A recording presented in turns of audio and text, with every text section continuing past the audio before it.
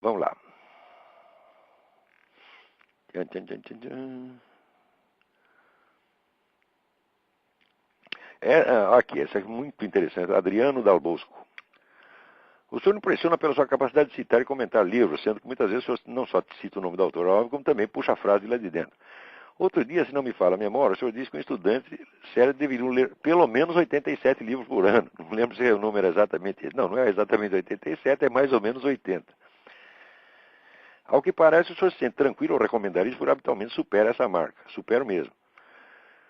Sendo assim, gostaria que o senhor pudesse nos ensinar um pouco sobre o seu método de estudo. O senhor faz leitura dinâmica, faz anotações em ficha, utiliza um banco de dados no computador? Não. O que eu descobri é o seguinte, é que se você tem uma biblioteca e ela está, vamos dizer, organizada por assunto, note bem, não é organização geral. Você tem que fazer uma organização de acordo com as suas áreas de interesse ou com aquilo que você está pesquisando.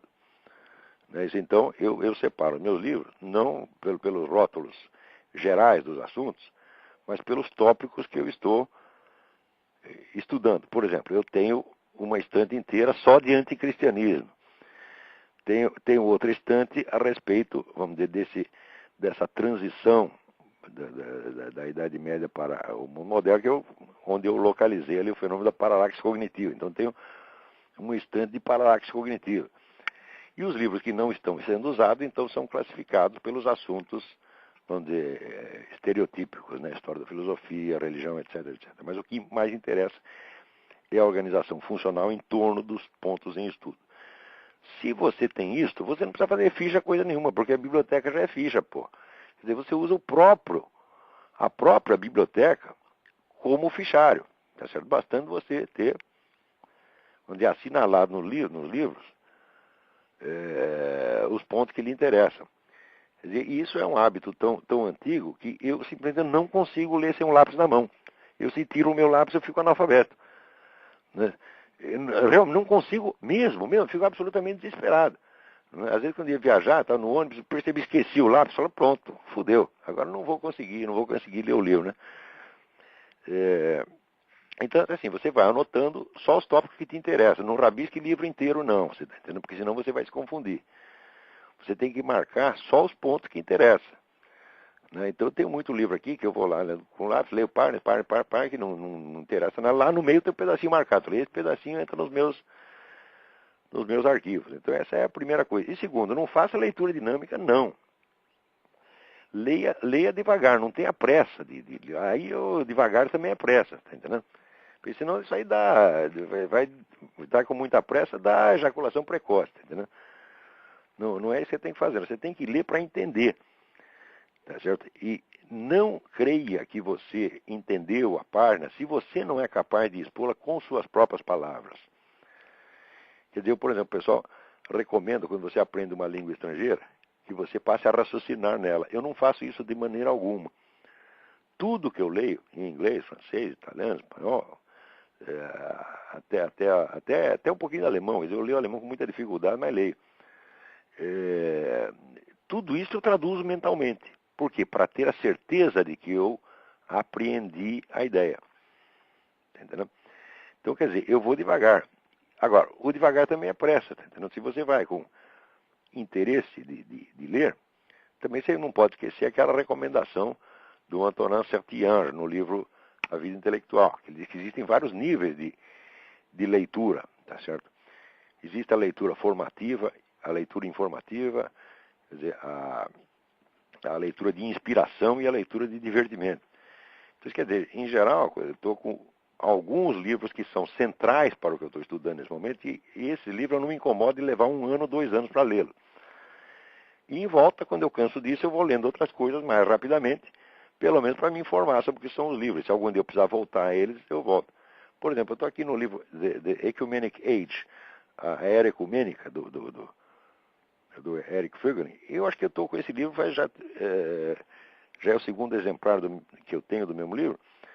Eu estou lendo esse livro faz uns 3 ou 4 anos, porque toda hora eu volto a ele. Tá entendendo? Tanta coisa que tem lá dentro, e cada vez que eu volto lá, eu descubro que tinha maiores profundidades que eu não tinha pegado. Outra coisa que eu recomendo para você é o seguinte: não discuta com o autor enquanto você está lendo. aceite tudo como se fosse a mais pura verdade. Tá certo? Quer dizer, raciocine como ele. Faz como você faz quando vai ver um filme. Um filme o que que é? Você assistir um filme é como se fosse um sonho. É você que está sonhando. Quer dizer, na hora que você vê aquelas imagens fluindo, você está assistindo aquilo como se você estivesse sonhando. Então você assume o sonho, você não critica o sonho. Né? Depois que você acorda, que você vai ver se aquilo é possível ou não é possível. Então, eu, quando estou lendo o livro, eu me deixo impregnar inteiramente por ele, sem medo de ser enganado. Por quê? Porque se o sujeito estiver enganado, isso aí vai aparecer mais cedo ou mais tarde. No mínimo, você lendo vários livros, você se deixando impregnar por influências diferentes, elas mesmas, elas se compensam umas às outras, tá entendendo? Então, vamos dizer, a confiabilidade, a ausência de desconfiança é muito importante. Então, é mais importante você saber onde o autor tem razão, não importando se ele é Karl Marx, São Tomás de Aquino, Eric Fögel ou Aristóteles. Tá? Outra coisa, que até a minha mulher está me lembrando, passou aqui um bilhetinho.